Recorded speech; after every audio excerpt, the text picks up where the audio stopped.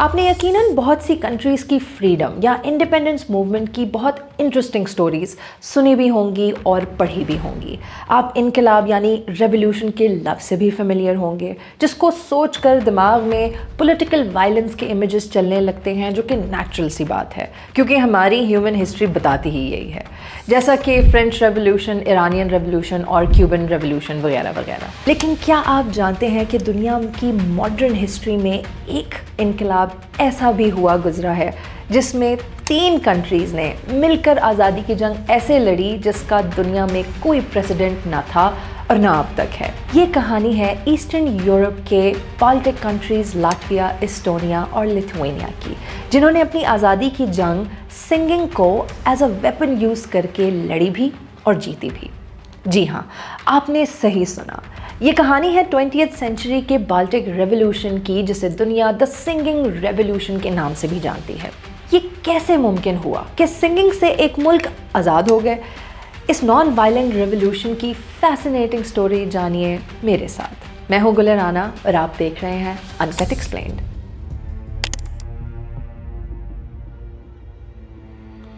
ये 5 अगस्त 1940 का दिन है। वर्ल्ड वॉर 2 शुरू है और 1 साल गुजर चुका है। क्रेमलिन के पैलेस में लाटविया अपना कौमी परचम सरेंडर कर रहा है। सोवियत यूनियन के सरबराह जोसेफ स्टालिन और इसके कॉमरेड्स तालियां बजाकर अपनी फतह के जश्न का ऐलान कर रहे हैं। आज़ाद लाटविया के कैपिटल रीगा में सोवियत यूनियन का लाल परचम लहरा दिया गया।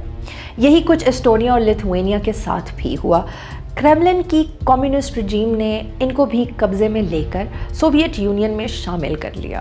वर्ल्ड वॉर 2 के एंड तक दुनिया वाज़ेह तौर पर 2 आइडियोलॉजिकल ब्लॉक्स में डिवाइड हो चुकी थी, एक तरफ सोवियत ब्लॉक और दूसरी तरफ वेस्टर्न ब्लॉक। दुनिया की तारीख में पॉलिटिकल आइडियोलॉजीज़ की बुनियाद पे ऐसी बड़ी तकसीम पहले कभी देखने को नहीं मिलती। आधी दुनिया कम्युनिज्म प्रीच करते मॉस्को के साथ खड़ी थी, तो बाकी आधी कैपिटलिज्म का प्रचार करते वेस्टर्न यूरोप और अमेरिका के साथ। यूँ दुनिया इस डिवीज़न की वजह से दहाइयों तक एक बड़ी जंग में चली गई, जिसे द कोल्ड वॉर कहा जाता है, जिसका अंजाम सोवियत यूनियन के टूटने पे हुआ। सोवियत ब्लॉक, जिसे ईस्टर्न ब्लॉक भी कहा जाता है, इसमें ईस्टर्न यूरोप के मुल्क शामिल थे, जैसा कि बुल्गारिया, हंगरी, रोमानिया और पोलैंड वगैरह। जहाँ तक बात है लाटविया, एस्टोनिया और लिथुआनिया की, तो इनको भी ईस्टर्न यूरोपियन कंट्रीज़ की तरह ऑक्यूपाई करके कहा गया कि ये अपनी मर्ज़ी से सोवियत यूनियन का हिस्सा बने हैं।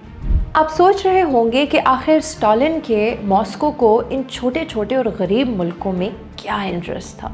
इसका जवाब है जियोपॉलिटिक्स। जी हाँ, अगर आप वेस्टर्न ब्लॉक का मैप देखें तो यूरोप की वेस्टर्न पावर्स इन्हीं छोटे छोटे और गरीब मुल्कों के आसपास एग्जिस्ट करती है। स्टालिन का प्लान था कि इन ममालिक में अपनी मिलिट्री इंस्टॉलेशंस बनाई जाएं ताकि वेस्टर्न ब्लॉक को एक कंटिन्यूअस प्रेशर में रखा जा सके, और स्टालिन ने ऐसा ही किया। फॉर एग्जाम्पल, बाल्टिक सी के किनारे एस्टोनिया का एक टाउन पाल्देस्की, जिसकी पॉपुलेशन आज भी अराउंड 4000 है, वहाँ बनाई गई मिलिट्री बेस बताती है कि वहाँ ऑक्यूपेशन के दौरान ऑलमोस्ट 60,000 एम्प्लॉयज़ रहे होंगे। और ये सिर्फ एक मुल्क के एक टाउन की कहानी है। बाकी अंदाज़ा आप खुद लगा लें कि मॉस्को ने कितना बड़ा मिलिट्री इंफ्रास्ट्रक्चर खड़ा कर लिया था वेस्टर्न ब्लॉक को प्रेशर में रखने के लिए।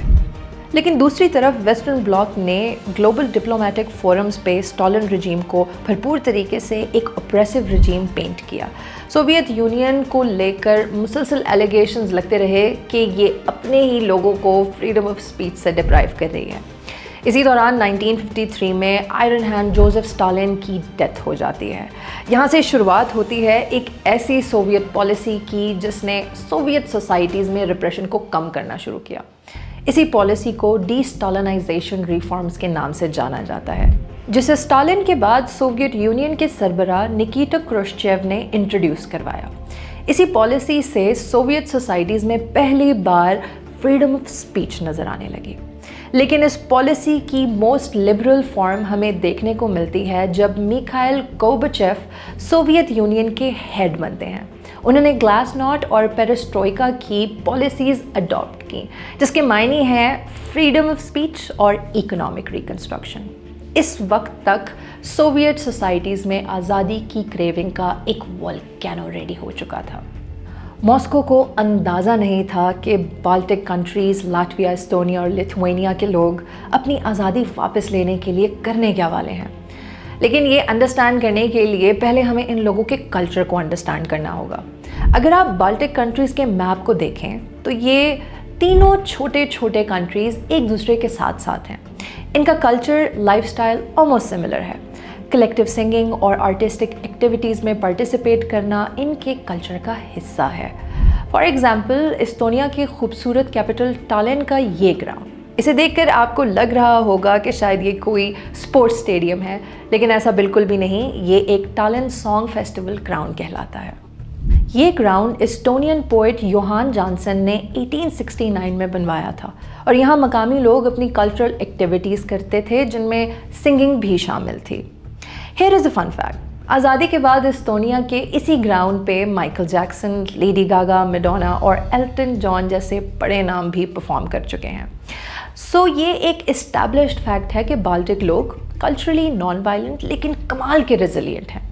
ये भी सच है कि गोर्बाचेव की दी गई सोशियो पॉलिटिकल लिबर्टीज़ की वजह से इन मुल्कों की स्ट्रगल फॉर इंडिपेंडेंस में तेज़ी आई, लेकिन इनके कल्चर ने इनको कभी सरेंडर करने भी नहीं दिया। 1940 के सोवियत ऑक्यूपेशन के बाद 1947 में जब पहली दफ़ा सिंगिंग फेस्टिवल हुआ तो एस्टोनिया इन लिरिक्स की ट्यून पे झूम उठा।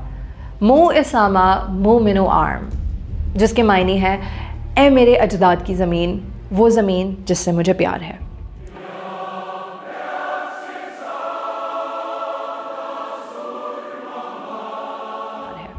आज़ादी का ये नगमा बाल्टिक रेवोल्यूशन की पहली कड़ी थी। महज इस एक गीत से क्रेमलिन कांप गया। इस पे पाबंदी लगा दी गई, लेकिन आज़ादी के ये परवाने कहाँ रुकने वाले थे। 60s में लोगों ने सोवियत बैन को तोड़कर दोबारा से गाना शुरू कर दिया, ए मेरे अजदाद की ज़मीन, वो ज़मीन जिससे मुझे प्यार है। और फिर ये सिलसिला लाटविया और लिथुआनिया में भी चल निकला। एस्टोनिया के फ्लैग पे भी बैन था, जिसका हल एस्टोनियन ने ये निकाला कि अपने झंडे के तीनों कलर्स यानी वाइट, ब्लू, ब्लैक को अलग अलग लहराना शुरू कर दिया। फिर 80s में मज़ीद लोग इस सिंगिंग रेवोल्यूशन का हिस्सा बनते गए। फ्रीडम स्ट्रगल में नई आवाज़ें शामिल होने लगीं। कई सिंगर्स अपने फ्रीडम सॉन्ग्स की वजह से नेशनल हीरोज़ बनकर इमर्ज होने लगे। एस्टोनियन सॉन्ग फेस्टिवल से शुरू होने वाली तहरीक अब गली, कूचों, खेतों, खलियानों तक पहुंच चुकी थी। फिर 23 अगस्त 1989 को हुआ कुछ ऐसा जो दुनिया ने पहले कभी नहीं देखा था। आज इसे बाल्टिक वे कहा जाता है। हुआ कुछ यूँ कि लाटविया, लिथुआनिया और एस्टोनिया के कैपिटल्स यानी रीगा, विल्नियस और टालिन में 20 लाख लोग निकल खड़े हुए। 2 मिलियन लोगों ने 690 किलोमीटर्स बड़ी एक ऐसी ह्यूमन चेन बनाई जिसने पूरे बाल्टिक रीजन को अपने घेरे में ले लिया। तीनों कैपिटल्स इंसानी हाथों की चेन से कनेक्टेड थे और आज़ादी के नगमे गाए जा रहे थे। सोवियत यूनियन के लिए ये बहुत एम्बैरेसिंग सिचुएशन बन चुकी थी, क्योंकि पूरी दुनिया ये एहतजाज देख रही थी। बिलाखिर दुनिया की सुपर पावर को बाल्टिक वे के सामने सरेंडर करना पड़ा। तीनों मुल्क एक एक करके आज़ाद होने में कामयाब हो गए। यहाँ तक कि 6 सितंबर 1991 में सोवियत हुकूमत ने भी इनकी आज़ादी को ऑफिशियली रिकग्निशन दे दी। आज़ादी की ये अनोखी तहरीक 2 वजह से नॉन वायलेंट रही।